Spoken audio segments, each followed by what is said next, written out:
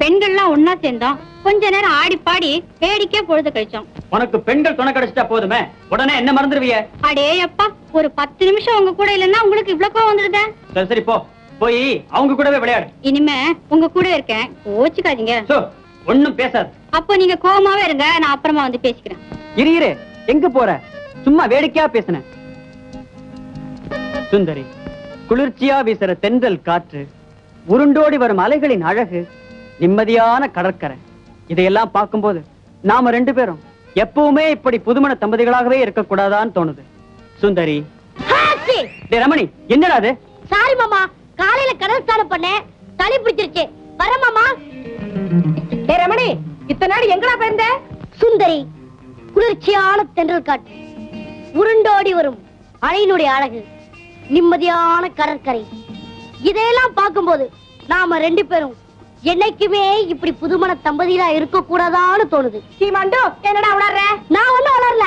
அங்க அந்த இன்ஜினியர் மாமா மாமியும் இப்படிதான் பேசிட்டு இருந்தா.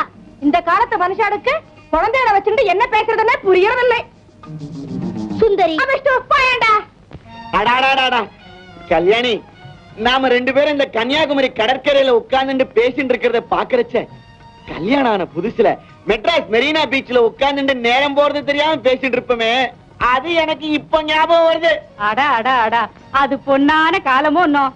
ஏன்னா இன்னொரு தடவை அந்த மாதிரி வாழ்க்கை வரவா போறது. என்ன அப்படி சொல்லிட்ட கல்யாணி? அடாடாடா, சித்தனாடி உங்க அப்பாவோட பேசிட்டு இருக்க விட மாட்டேங்கிறனே. போங்கோ, போய் சமத்தா விளையாடுங்கோ. ஓடி கல்யாணி, அப்புறம் சொல்லு. ஒரு நாள் சித்ரா பௌர்ணமி அன்னைக்கு பலகாரம்லாம் செய்து எடுத்துட்டு போய் வீட்டுல உட்கார்ந்து இருக்கச்சே பொண்ணு சொன்னேல, ஞாபகம் இருக்கா? பொண்ணா சொன்னேன், அப்ப என்னென்னமோ சொல்லி இருப்பேன். இப்ப ஒண்ணுமே ஞாபகத்துக்கு வர மாட்டேங்கிறது. நான் சொல்லட்டுமா? சொல்ல. கிட்ட வாங்கோ.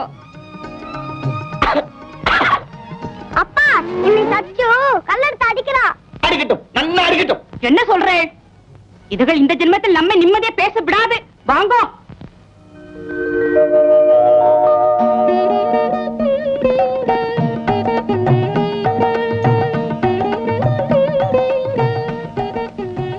நாயனா, நம்ம பாரத தாய்க்கு இமயமலை தான் திருமுகம், இந்த கன்னியாகுமரி தான் திருவடி. சுவாமி விவேகானந்தர் இமயமலையிலிருந்து யாத்திரையை தொடங்கி இந்த கன்னியாகுமரி வரைக்கும் வந்து இப்ப நாம் நின்றுட்டு இருக்கோம் இந்த பாறை, இங்கதான் உட்கார்ந்து பாரத நாடு வளமோட வாழணும்னு கண்ணை மூடி ஆண்டவனை தியானம் பண்ணாராம். ஓஹோ, அந்த மகானுடைய ஞாபகார்த்தமா தான் இந்த மண்டபத்தை கட்டியிருக்காங்களோ? ஆமா, பல பெரியவர்களுடைய நன்கொடையாலையும் ஆயிரக்கணக்கான தொழிலாளர் உழைப்பாலையும் தான் இந்த மண்டபம் உருவாகி இருக்கு. என்னங்க, நான் ஒண்ணு கேட்கட்டுமா? கேள.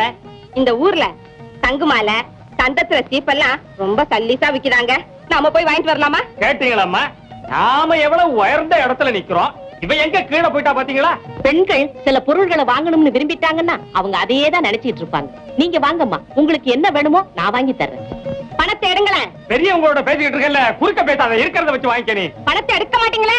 சமரசத்துக்காக பாடுபட்ட மகானுடைய மண்டபத்துல வந்து நிக்கிறோம். நாயனா, இங்க வந்து சண்டை போட்டுக்க வேண்டாம். அவங்கிட்ட சொல்லுங்க. நடங்க. யாருன்னு தெரியுதா?